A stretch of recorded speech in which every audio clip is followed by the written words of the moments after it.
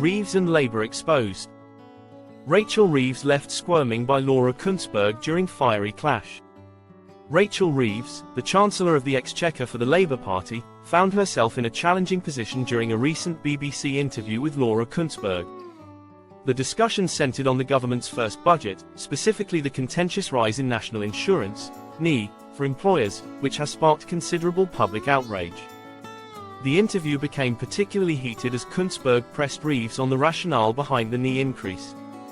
Starting next April, employers will see a rise of 1.2%, meaning they will pay 15% on salaries exceeding £5,000, up from the current rate of 13.8% on salaries above £9,100. This significant shift has prompted many to question the government's fiscal policies and their impact on businesses and employees alike.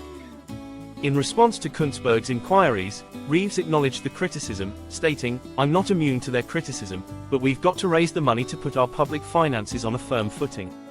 This comment reflects the government's broader narrative of fiscal responsibility, emphasizing the need for increased revenue to ensure stable public finances. However, it also reveals the tension between financial necessity and public sentiment. Kuenssberg further highlighted the discontent among viewers, noting that many were not only upset about the tax increase itself but also about the way the decision was communicated. To illustrate this point, she played a clip from a previous interview in which Reeves had categorically stated that a Labour government would not raise income tax or national insurance. In the clip, recorded 6 months earlier, she confidently asserted, "I will certainly not be increasing income tax or national insurance if we win the election." When confronted with this past statement, Reeves attempted to defend her position by citing the Labour manifesto, asserting, "In our manifesto we were clear. We said we would not increase key taxes that working people pay." This defense, however, did little to quell the concerns raised by Kuenssberg. The BBC presenter was quick to point out that many viewers felt misled by the government's current stance. "I'm sorry, Chancellor, but on this point, our viewers, some of them feel very strongly that they were misled on this," Kuenssberg retorted, emphasizing that the manifesto contained caveats that could easily be overlooked. As the discussion intensified, Reeves appeared increasingly uneasy, shifting in her seat as she tried to navigate the tough questioning.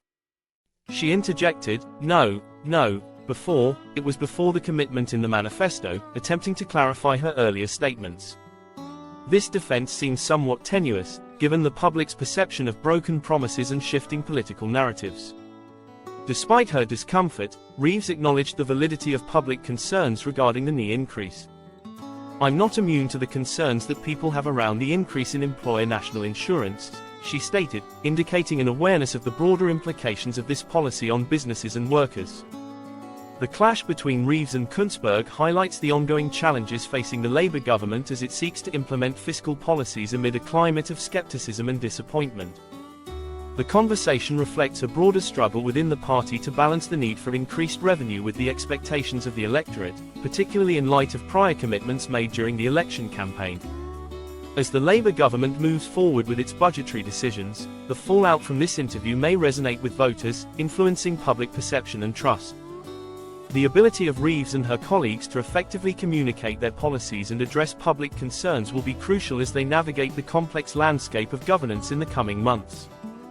In summary, the fiery exchange between Rachel Reeves and Laura Kuenssberg underscores the tension between government policy and public expectation, raising critical questions about transparency, accountability, and the management of public finances in uncertain economic times.